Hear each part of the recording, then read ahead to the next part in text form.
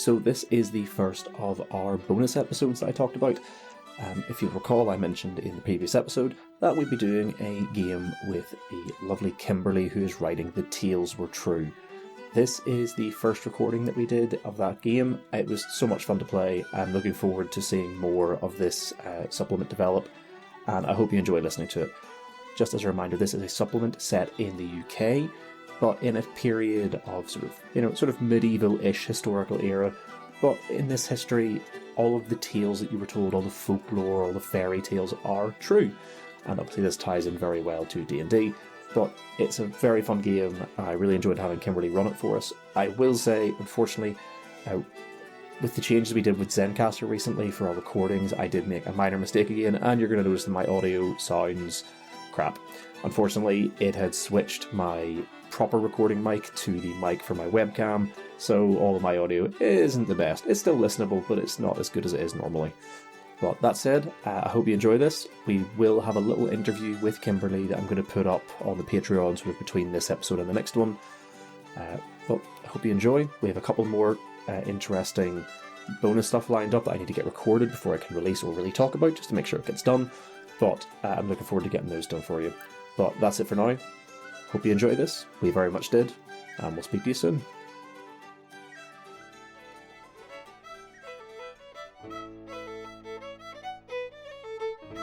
Hey modders, welcome back to ModifedRoll. This is one of our bonus episodes that you were promised. We are joined tonight by a very talented writer by the name of Kimberly, who is creating a phenomenal setting for D&D that I am super excited to play. As a lot of you guys know, I am really into a lot of sort of real folklore and legends and stories, and Kimberly has been creating a setting called The Tales Were True, which is sort of set in the British Isles, and the concept being that a lot of the old folk tales and stories that you would have heard throughout the history, or some you may even have heard growing up yourself, were real. And obviously what better set to do that in than a D&D one. But I'm going to hand over to Kimberly, who will be running the game, to tell you a little bit more about it and to get us started. Alright, yes, I have to admit first off that I'm a huge fairy tale and folklore geek, and so I'm very excited to be doing this project, and I hope, actually, someday to expand it out so it's not just The Tales Were True for England, Wales and Scotland, but for everywhere, because I'm not just a myth and folklore geek for here, but everywhere. But this particular game is about Albion, which is an alternate version of the island of Great Britain. So it covers just England, Wales and Scotland. And it does not cover Ireland, and there's good reason for that. One, we wanted one landmass, but two, Ireland actually has so much in it. You could set an entire thing there, and there's a lot of things that do. So we really just wanted because they're so cool. Yes, they are so cool. And but we wanted to focus also not just on really well-known folklore, but also really odd ones. So we've been collecting tales from all over the country and using them, and you'll see some of them today. So some of them are based on folktale creatures, and some are based on actual folktales.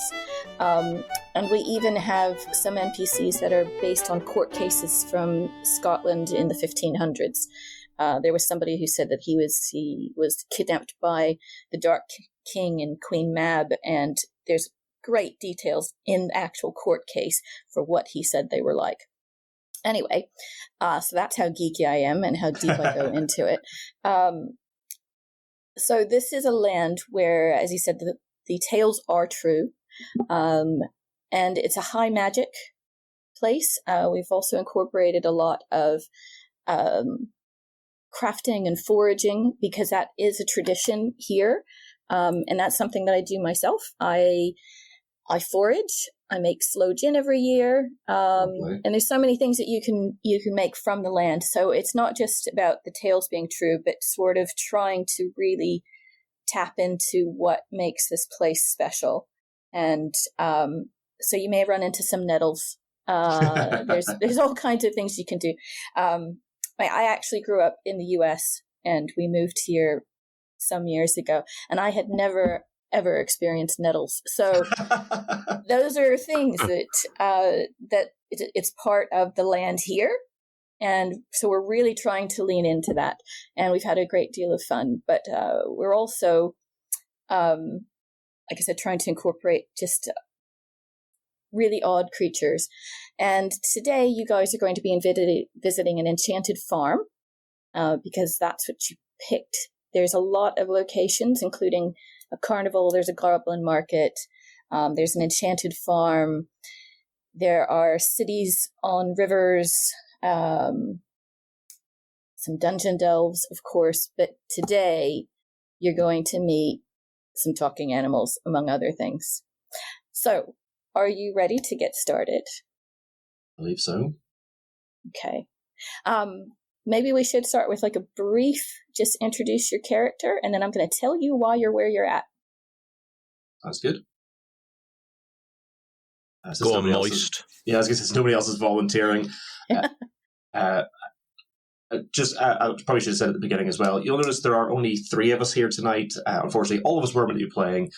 Jordan was caught up in some mismatched plans, unfortunately, and Maddie has been having some issues with her internet all day, so it is just the 3 of us. Of course, Jordan, I am going to be playing Moist Jack. He's a hag child who was raised by a river hag. I was sort of born as a way to get back at a local noble. My hag mother wasn't very nice to me, and she always told me how much of a disappointment I was, and I never really met many people growing up, and I eventually got sick of it and ran away, and I've been using my love of stories to cast magic, as I will be playing a Circle of the Folktales Druid, and this is actually a subclass that you've allowed me to submit to the Tales for True playtest, so we'll see how it goes and if it makes it into the final product or not. Yeah, I'm excited to try it out. I'm excited to be saying moist so many times in 1 hour, I'm sure. So, well, like I say, you're more than welcome just to call him Jack once the game gets going. But Moist Jack is a relatively young man, sort of late teens, tall, gangly, long black hair, and pale blue skin. And he also permanently looks a little bit wetter than he should. Hence the name Moist Jack. Okay. And we also have a half-elf cleric with us. Yes. So I'm Danny, and I'm going to be playing Corin Griff. And Corin is a... how do I describe this in a way that sounds more fantasy-like? Like what... Like, I guess in like what you would call like an army brat. Not in the UK, but like in America, like I've seen that on TV.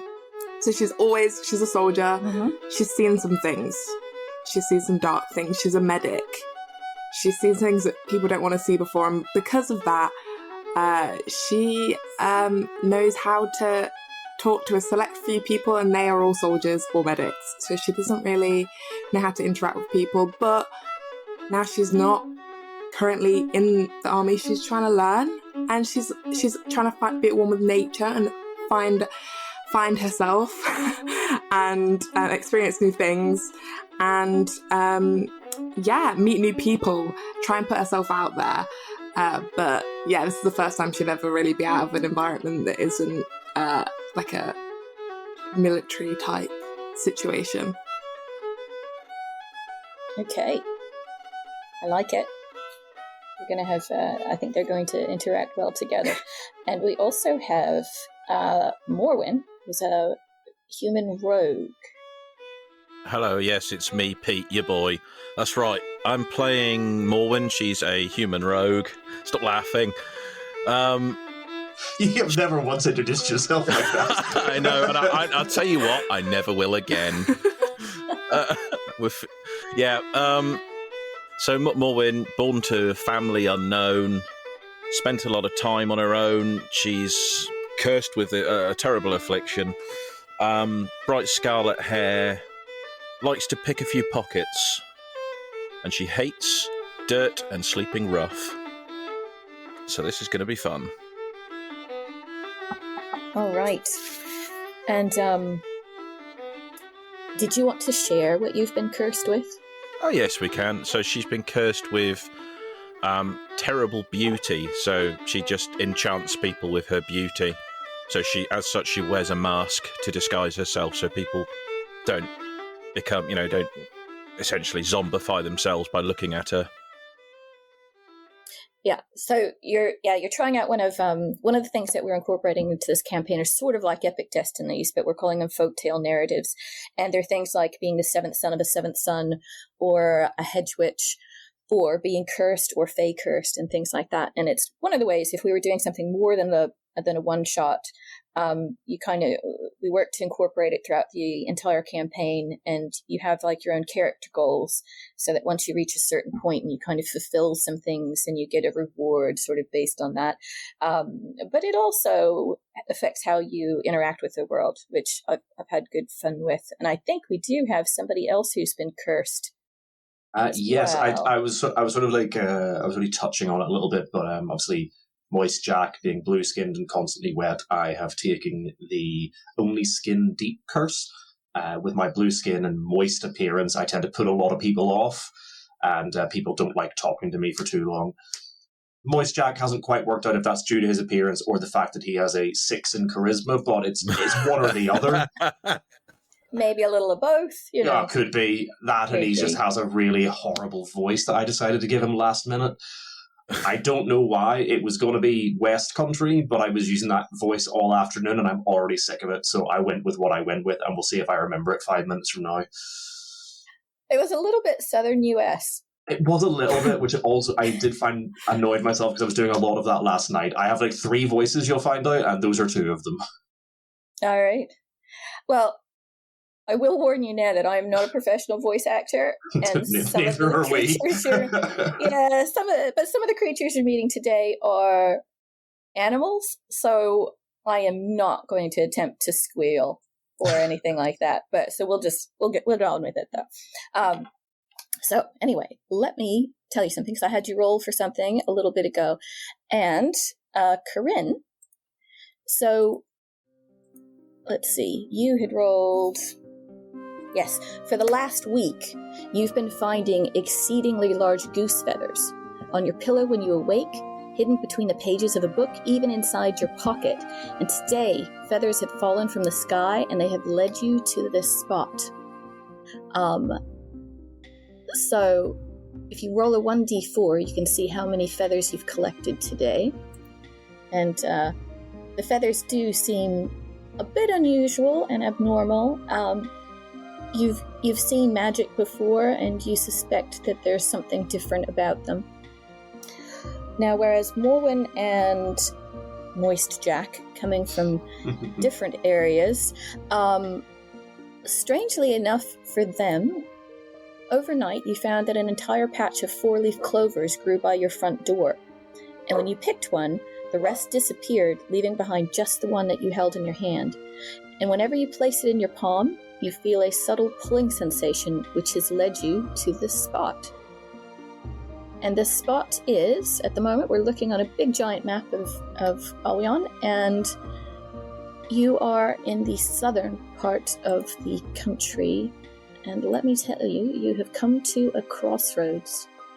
You've all been summoned, one way or another, to this sort of seemingly innocent spot, and you approach a crossroads, a literal one, and you find something you weren't quite expecting, as well as some other adventurers looking just as confused as yourself. There's an old woman with pure white hair tucked neatly into a mob cap, and she sits cross-legged by the side of the road humming to herself. A sturdy cane is on the ground next to her. The tune she's humming sounds familiar, but you can't quite place it. So as Moist Jack approaches, like hunched shoulders a little bit, holding his 4-leaf clover out, he sees Morwen with the same things like, "Did you find the weird clover as well?" Don't come near me. I don't. Oh, sorry. He wipes his nose. Sorry. And Morwen will just turn away in disgust from this horrid creature. My head slumps a little bit. Somehow I'm picturing you like limping and leaving behind a trail of damp footprints. Funnily enough, I was picturing something very similar. I haven't quite got the grips with how moist he is, but I was picturing a lot of like dripping. Mm-hmm. Yeah, and you see approaching as well a very upright, armor-clad woman. Moist has already been rebuked. He looks sheepishly towards the armor-clad woman, but doesn't say anything, having already been told off for talking to someone. He's learned his lesson for the day. Cora will lift her hand up really awkwardly, hello, creature, and look around for some sort of approval that obviously isn't there because she doesn't know anybody. So the old woman climbs to her feet, kind of groaning as she does so, and pushes herself up on her cane, and she says, "Well done, you. I'm so very proud of you all for getting here. You're probably wondering why I called you, though. Unless you're not the curious types. Yes, I've seen something special in all of you, and I think that you might be just what the land needs." Moist just looks confused. What? You're going to help an old woman out, aren't you? The land? I don't know. That's awfully dirty. Well, not just the land, the people, though I must admit many of them are unwashed. Oh. Moist sniffs an armpit. Corin shuffles away from Moist. Moist slumps a little more. Yes. Well, I do think sometimes it's opposites that attract, and sometimes it is groups like yourselves where the pieces don't necessarily seem to fit together at once, but once you work together, you find that you make a beautiful picture. But it's up to you whether you'd heed my call or not, because if you don't want to, I can send you off somewhere else, and you can return your gifts. Gifts, you say? Yes. Would you like to know what they are? Well, I mean, I suppose I can tell you. Yes, I've carried it all this way. You might as well tell me. Yes. So that 4-leaf clover that you have there, it should help you. Because whenever you have it upon your person, you can call upon it. No action required at all to help yourself out whenever you're using your abilities or when you're trying to save yourself against something. But once you've called upon it, it cannot be used again until the next dawn. Yeah, I'm going to actually paste that into Roll20 so you can It's see actually what it is. it's already available in the items and artifact list. Oh, is it? Look at that. I sounded like I was prepared. There's a few bits in there I'm assuming we're not supposed to see, but that one was already there. Yeah, well, I did clone the game from our other one and they're farther out from you, but there's goose feathers in there. Then. Yep. Oh, well, excellent. Now you know what it is. All right. Yes. Yes. And you, Corinne, considering that you're wearing armor, I thought it useful that if you ever do fall from a great height, that you could save yourself. So keep that goose feather upon you. And if you do fall, you'll be okay.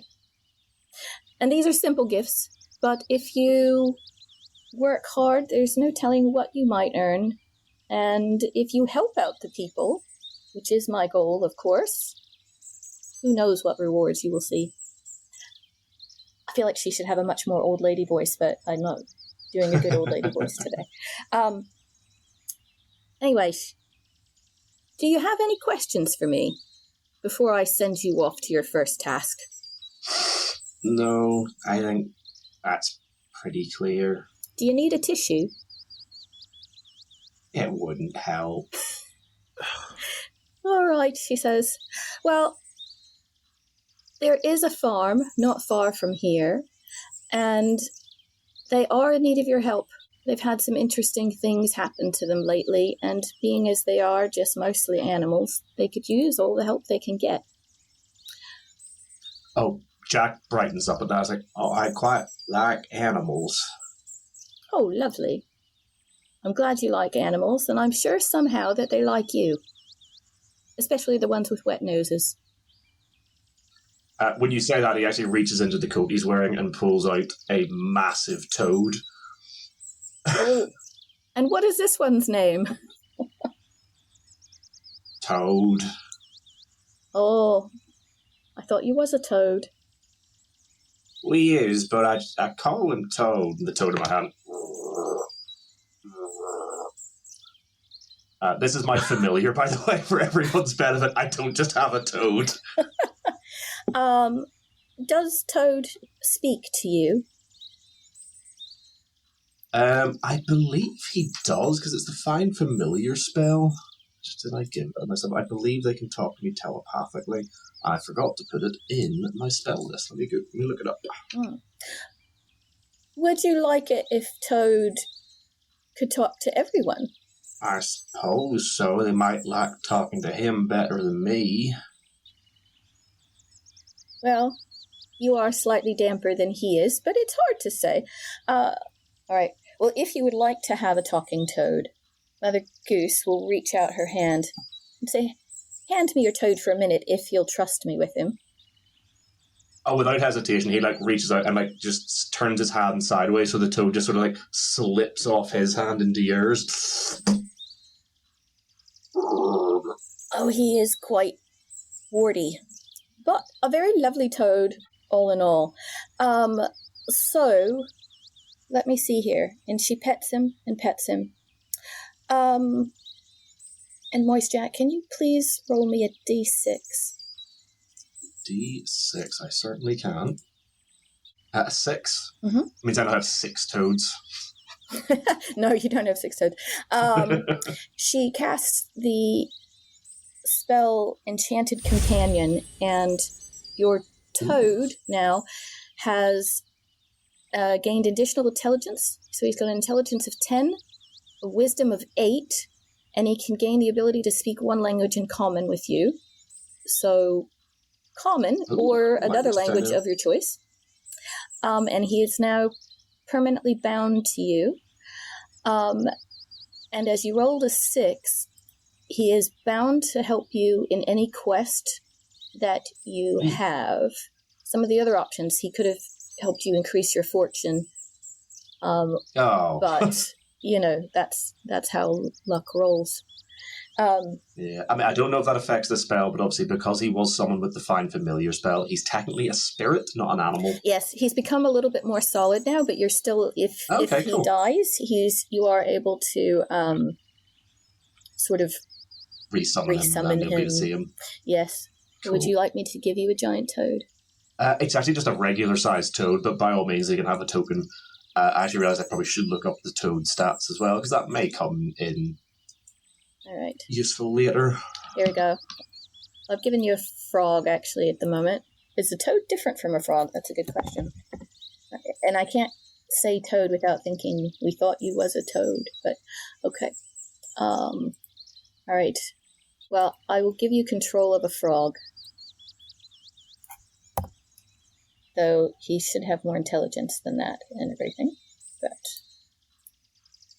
okay, you should be able to control the frog now. There we go. Hop, hop. So while she's been doing that, she tosses you back the toad gently, which you can catch it.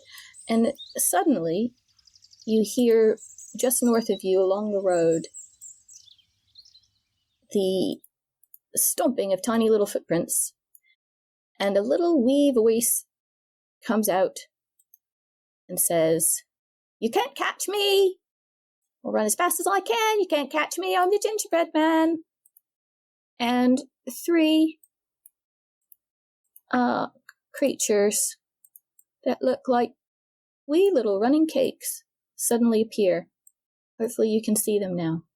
They see you, and Mother Goose sees them, and she goes, "Oh dear, there's some of the trouble I was talking about." And one of them taunts you. Let's see, who's in the lead? Morwen. And the gingerbread man says, "Look at the lady in the mask. She thinks she's pretty, but I bet she's not fast." So, Morwen, can you give me a DC 12 wisdom saving throw? Of course I can. Ooh. Oh dear. Taken by surprise by the tiny gingerbread man, you now have disadvantage on attack rolls against neither creature. which you can save against on the end of your next turn. And on your next turn, you must follow the gingerbread man. And off they go, running. Let's see, 1, 2, 3, 4, 5. So, are you going to follow them?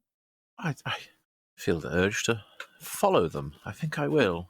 Mother Goose, I was muted. Fantastic. Not to ruin the story, but would I have time to react before they start running? Let's see. Yeah, sure. Let me move them back. Cool. Can I cast Entangle on them, please? I'm not much good at running, but I could do this. All right. Give me your Entangle. So they need to.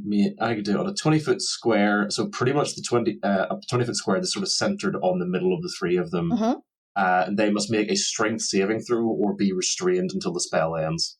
Okay. So Jack sort of reaches his hand down into the ground, like puts his wet hand, squeezes his fingertips into the earth, and there's a rippling effect, and then a bunch of obviously the spell describes weeds, but I imagine for Jack it's more just almost like seaweed and stuff, so erupts out of the ground and begins wrapping around them. Yeah, like little dead man's fingers, like hemlock water droplet comes up. All right. Yeah, exactly. All right, and you said it was a strength saving throw. They're not super strong. Mm-hmm. I mean, they are biscuits, so. I was betting on that. Yes. Okay. 6. So these sort of water weeds sort of wrap around their legs, and it's like, I'd rather you didn't run if possible. All right. So I'll kind of draw around them. So you've got basically all of them at the moment, right? Wait, is it 20 square? I probably made that too big, didn't I? 20-foot square, I'll tell you what. Yeah. Well, 20-foot square I'll just do... there we go. 20-foot square, caught all three of them. All right. All three of the gingerbread... Oh, wait, I should have rolled for them separately, shouldn't I? All right. So the first one was... I'd rather you didn't, because they would all feel this way. All right, what was the DC? 13. So, right, the second one succeeds. Manages to escape. So the one that managed to escape the entangle, he goes, oh, nasty vines. 1, 2, 3, 4. And he runs for it. He doesn't seem too concerned to be leaving behind his fellow cookies, and he thumbs his nose at all of you, including his friends. Can't catch me, he says. And I think it's probably time to roll for initiative now. I imagine so.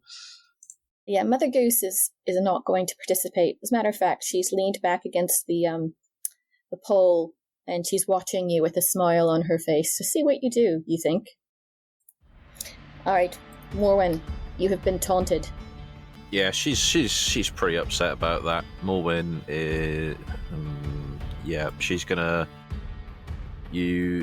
move up the full amount using her bonus action to dash up to the first gingerbread man, silly cookie, and then she's gonna stab at him with her rapier. All right. Ooh. Oh, and that will definitely hit him. Nice. You might have crumbled him into crumbs. There we are. All right. 5 piercing damage. Yes. We've chopped off 2 of his arms. And he goes, no! Not my hands! It'll be the gumdrop buttons next. Aim for the legs so they can't run away. Stop talking to me. Oh, wait. Oh. Yeah, and you did have disadvantage, but you rolled really well on both, so you must really hate cookies. She does. Right. Corinne. Corinne's gonna move... Oh, wait, let me see. How far? Yeah, she's gonna move 10 feet forward. Or 15 or something. Anyway, a bit more forward. And she's gonna cast Sacred Flame on the one that's furthest away. Is that 2? Sorry, I don't have the... the one that's not entangled? No, the one just behind the one that Morwen... Yeah, that one right there? Okay, so it's going to be Sacred Flame, which... Alright, so, there. Alright, Sacred Flame. Let's see if you hit. You can tell me what the roll is if you want, because it does take a little bit. Oh, sorry. To I think it has to succeed on a dex throw. Okay. All right, dex saving throw. Oh, which it automatically fails if it's entangled because it's restrained. Oh yeah, I knew all right, that. You hit then. Thank you. I did that on purpose. That was intentional. All right, what's the damage for the sacred flame? It's 1d8, so we'll roll for that. Yeah, Mother Goose goes. A very pretty attack, my girl. Very pretty. There he is. Okay, so 4 damage. The cookie looks slightly singed along one side, and a bit mad. They're not used to being entangled. Moist Jack. Or did Corinne want to move up anymore? Are you staying where you're at? She'll move up a bit more, like as close as she can get. So I think you had another 3 squares. Yeah. I think. If I can actually see. Yeah, as you step close to Mother Goose, she pats you on the back. Yeah. She smells like cookies too, but not the same as these cookies. More like chocolate chip cookies. All right, Moist Jack. So Moist Jack has been just raking through his character sheet to find out if there's anything he could do that could be of any use to anyone.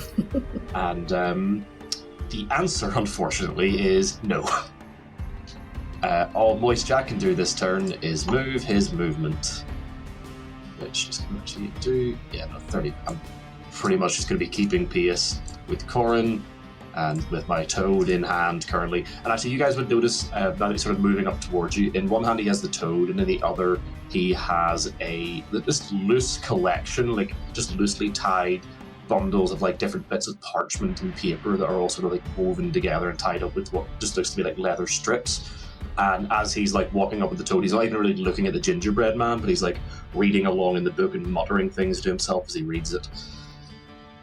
But I don't want to get within melee range, and I can't do anything else, so that is Moist Jack's turn. All right. But hey, I entangled them, so whatever. Oh no, that was very useful. Well, not for the gingerbread men. Oh, actually, no, I actually just forgot. I completely forgot as part of my thing. I actually just get the guidance cantrip, so I'm going to give guidance to Morwen. Why not?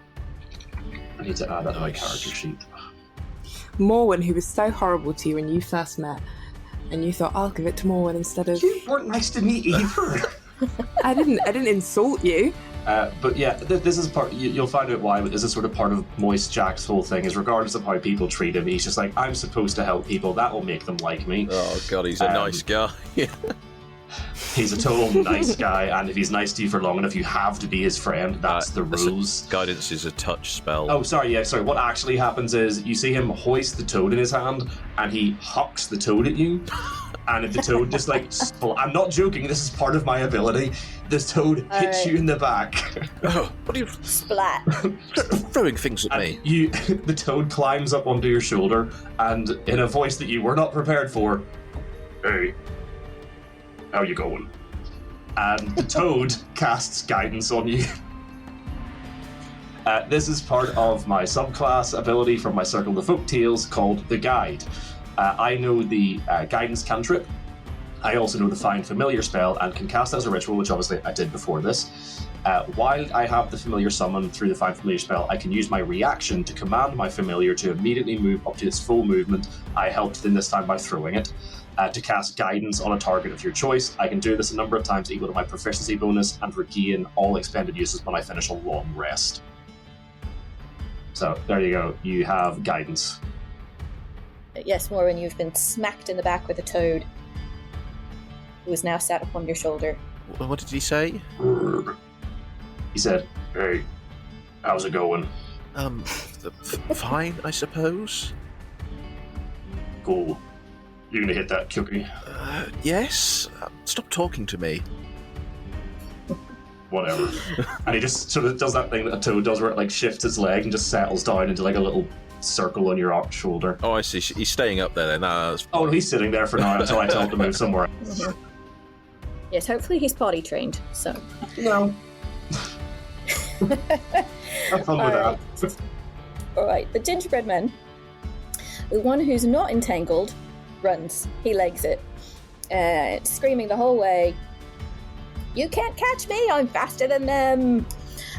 And off he goes, off the map, in the direction that Mother Goose had pointed out the farm was.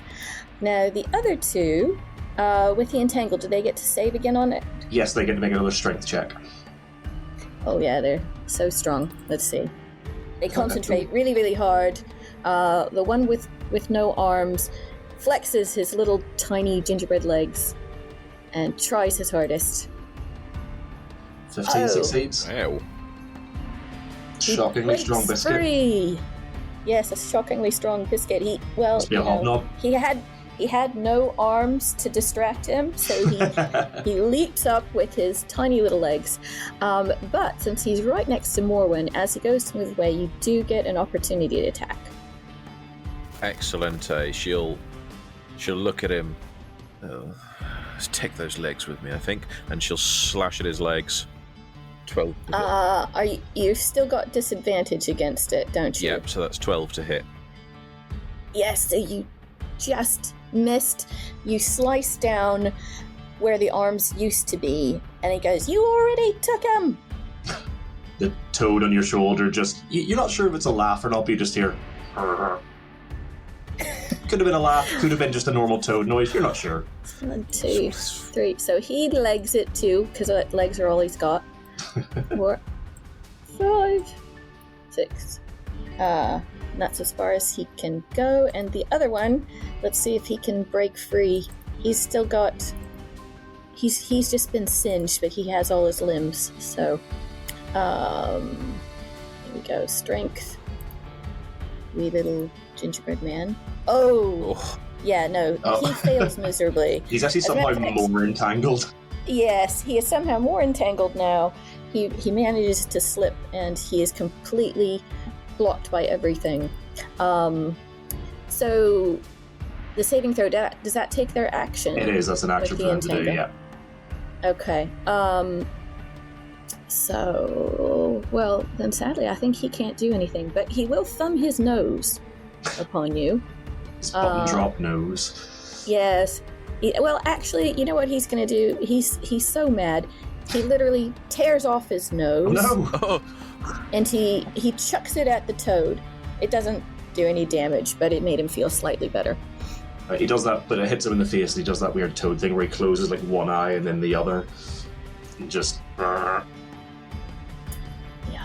Alright, Morwen, you see one gingerbread man in front of you, very stuck, with no nose. Right. Yeah, she's not going to bother about the one running away. You know, he's out of her reach now, so she's going to move around to the poor entangled one, moving around, not getting entangled. Mm-hmm. Move towards him. Give you a nice nose hole, and then she'll poke the sword straight for his head. Except she won't, because she's got disadvantage. 8 to hit. Well, let me just double check, because I'm pretty sure with restrained you would normally get advantage on the attack, which would cancel one another out. Oh yeah, that's true. I think it does. Restrained attack rolls against the creature have advantage, so it would have been the first roll, which was a 24. You're welcome. Yes. Yeah, and with a 24, the cookie... roll your damage first, actually, I suppose, but it should... Cool. 8. Yeah. The cookie crumbles into a whole, shower of pieces, and he is now one deceased cookie. You smell cinnamon and nutmeg around you, and there's a pile of crumbs where the gingerbread man once was. From your shoulder, a large tongue pulls out a bit of cookie. Oh, does it?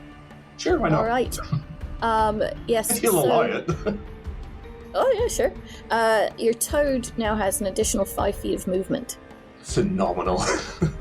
Just from your shoulder here. Feel a bit faster.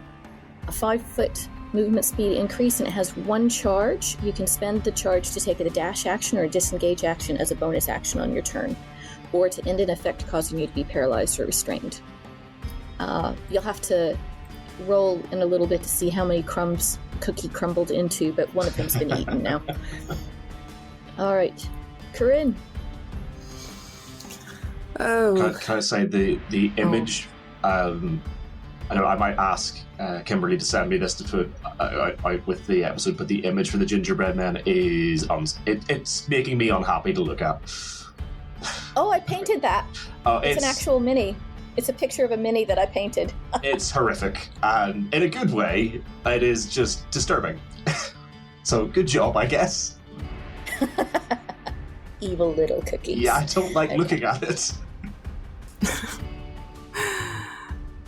So Corin is gonna come up next to the cookie crumbs, so that she's a little bit close to the guy that's running away. Mm-hmm. So if she steps into the entangled bit, is it difficult terrain? Now that the cookie is dead, Moist Jack would drop concentration, so all of the weeds just sort of back into the ground. All right. It's sucked back in. All right. Thank God for that. I was like, did not think about that at all. Oh, you're a soldier. You're rushing in. Yeah. She will... I didn't even have to move. I do know how to play D&D, I promise. She'll cast Sacred Flame again on this little... I was going to say, you've only been playing in the podcast and real life with me for over a year. Yeah. All right, Sacred Flame. So that one was a... He's not entangled now, so it was a Dex saving throw, correct? Yes. Right. Yeah. And it makes it this time. They are quite dexterous. They're not very strong. Oh, no. But he's nimble. He waves as the Sacred Flame... Well, actually, I think he does sort of like that Matrix move, where he like bends backwards and whoosh, Sacred Flame goes right over him. He goes, oh, that was warming. Thank you. I was getting a wee bit chilled. She'll point at him and go, I'll see you burn, Biscuit. Mark my words. Yeah, he's like, I've been toasted before. You just try it. Okay, moist Jack. Moist. This is just not moist. I didn't really give him anything other than like actual spells. He has nothing ranged. Okay, yeah, he's just gonna move another 30 feet toward... as you guys are like rushing up and like doing ranged... Oh, did I give him a ranged weapon? Oh, I should. I literally didn't even give him a ranged weapon. Oh no, he has a javelin. Why has his javelin not appeared? Oh no, that's his proficiency, that's not even in his equipment. I didn't give him a ranged weapon. I don't know why. Oh, yeah, let's see, you've got a scimitar. And a net. And you can cast you can cast Shillelagh, but you don't have a quarter staff to cast it on. Okay, there must be a load of stuff I added to my thing that hasn't appeared, because I do have I remember giving myself a quarterstaff. Here, I'm going to drag you over a quarterstaff. Yeah, I was trying to add stuff to it earlier, and I thought I had done it, but obviously it didn't. But apparently I don't have a ranged weapon either, so... Here, roll a d4 for me. Okay. Quarterstaff. 3. Come on, quarterstaff. There we go. It's on. Yeah, it's appeared. Okay. I thought All right, you rolled a 3? A 3. Okay. Then you're going to have a sling. Okay, cool. This is the thing. I thought I'd given myself a sling because I thought I had given myself magic stone. But apparently when I logged in, I realized, I haven't actually given myself any of my cantrips. I immediately added a load of cantrips in. All right, well, you've got a sling now, hopefully. Oh, and a whole bunch of quarterstaffs, so roll 20s. Roll 20s acting a little weird. Yeah, just delete the ones you don't need. But yeah, it makes sense you'd have a sling. Yeah. In which case, I will run up and sling the one that we can still see. Well, that was 2 nat 20s, so... Whoa! Okay, I'm gonna... That's gonna hit. Good first roll. Click the button. Give me some damage. 8 bludgeoning damage as I pull out of my damp robes, also damp sling, load in a damp rock, and throw it forward, leaving a trail of water droplets in the air as it strikes the cookie. Yes, it hits the biscuit dead on right in the tummy, and it explodes in a shower of crumbs. Alright, well, if you would like to pick up the crumbs, or let the toad eat them, I can tell you how many you pick up. Unless you want to leave them there on the ground. But I think Mushak would go and pick up the ones, unless somebody else beats him to it, he'd shuffle forward and pick some of the ones up from the one he just killed. Okay. Yeah, Morwen's already picking up the other ones. Yeah. All right. So I need you to roll. It's a 1d6 plus 1. 1d6. Oh, 2 for me. 6 for me. All right. So those are the gingerbread man crumbs. When you eat one as the bonus action, again, you get an extra 5 feet of movement. And if you were cheeky and looked at the gingerbread men, you might have noticed that there are potentially much larger gingerbread men that you could potentially encounter. These are still tiny. They're freshly baked. And indeed, there's a lovely smell of cinnamon and cloves all around, which the one that Moist Jack picked up smells now slightly damp, but... I mean, I don't think Moist Jack... I think if Moist Jack were to smell it, he's just constantly surrounded by the smell of damp, so he wouldn't even notice. Yeah. But yeah, I pick up some crumbs as well, put them in my coat. All right. Mother Goose steps out from behind the signpost, and says, "Well, that was pretty well done. You let one get away, but they're quite fast. But I have it on good authority that some more of them are on the farm, which is one of the reasons that they're going to need some help. But take care of those animals, would you? I'm quite fond of them. And the sheep are so fluffy. Now, hurry on. Straight that way. Not very much farther now. Do you think you can handle that, or do you need me to walk you?" Moist Jack just nods a little bit sheepishly. Sure that we can handle it, yes. "All right. I'll keep an eye on you then," she says. And before you can say anything else, you hear a great flapping, and a sudden loud honk sounds above your head, and you feel a rush of air. A very large, brilliantly white goose lands beside the woman. Before you can do really anything, she nods at you. "I'll be seeing you again, I'm sure. Take care and keep your eyes open and your wits about you." And she hops on the goose and takes flight. I do have a giant goose if you would like to see the giant goose, unless you're going to attempt to attack her while she flies Wouldn't off. dream of it. Yeah. I'd love to see the giant goose, though. You could. Now, where did my giant goose go? But as she's flying away, Moist Jack's going to look at the two of you and say, "Is that sort of normal around here?" Yes, I suppose. I wouldn't know. Stop looking at me. Oh. He drops his eyes. Toad is my friend now. The toad is just getting side eyes you and goes, "I don't think so." Silent. You're mine now. He hops. If you're going to get on, he's going to hop off you, just like hop towards me. Splat. Oh. Yeah, very much splop, splop, splop.